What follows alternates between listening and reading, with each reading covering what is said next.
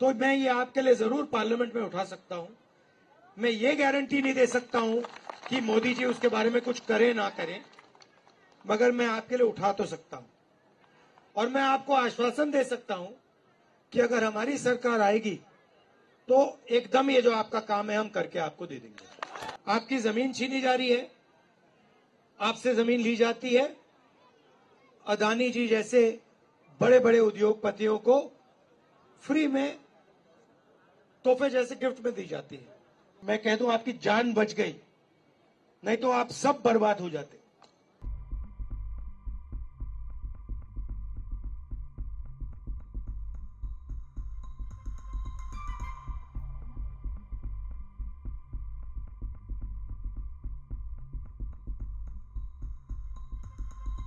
तो मेरा कहना है कि जो भी राजनेता किसानों की जमीन की रक्षा करने की बात करेगा,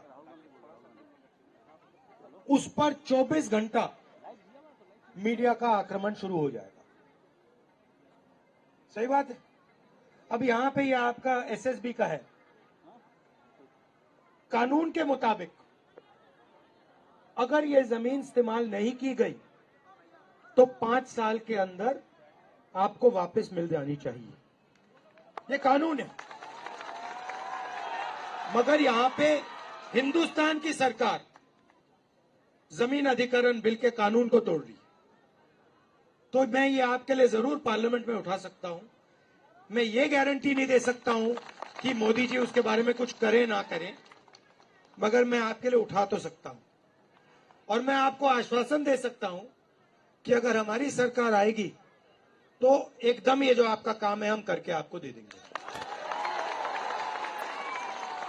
किसानों को चारों ओर से घेरा जा रहा है। आपकी जमीन छीनी जा रही है, आपसे जमीन ली जाती है, अदानी जी जैसे बड़े बड़े उद्योगपतियों को फ्री में तोहफे जैसे गिफ्ट में दी जाती है। दूसरी तरफ से खाद, बीज, इन चीजों में आप पर दबाव डाला जाता है, आपसे पैसा छीना जाता है। और फिर नरेंद्र मोदी जी ने सबसे बड़ा काम करने की कोशिश की। वो 3 कानून ले आए, काले कानून ले आए, और जो आपका था वो आपके नाक के सामने उन्होंने छीनने की कोशिश की।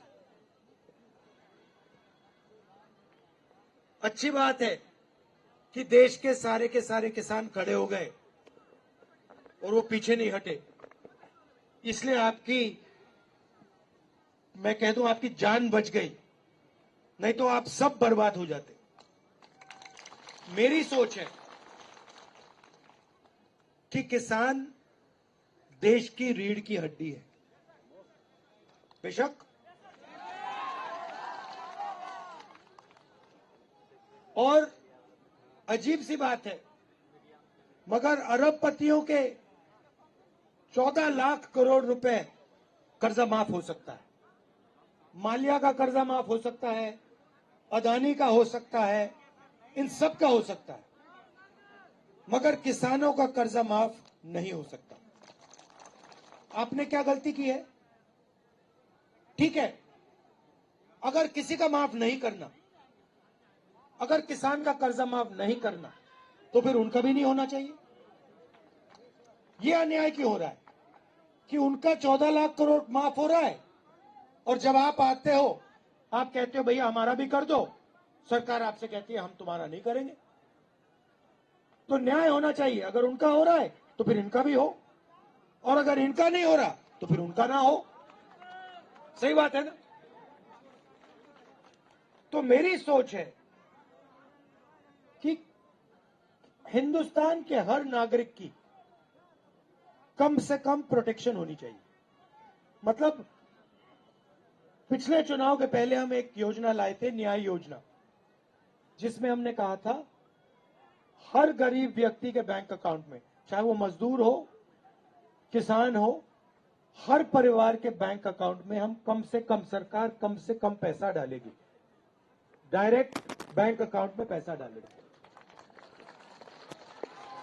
तो अगर हम किसानों की रक्षा नहीं करेंगे अगर हम किसानों की रक्षा नहीं करेंगे, चाहे वो एमएसपी की बात हो, कर्जा माफी की बात हो, सही दाम दिलाने की बात हो, अगर किसान को यह नहीं लगेगा कि देश की सरकार हमारी रक्षा कर रही है, तो देश आगे नहीं बढ़ सकता है। और आज सच्चाई है कि जो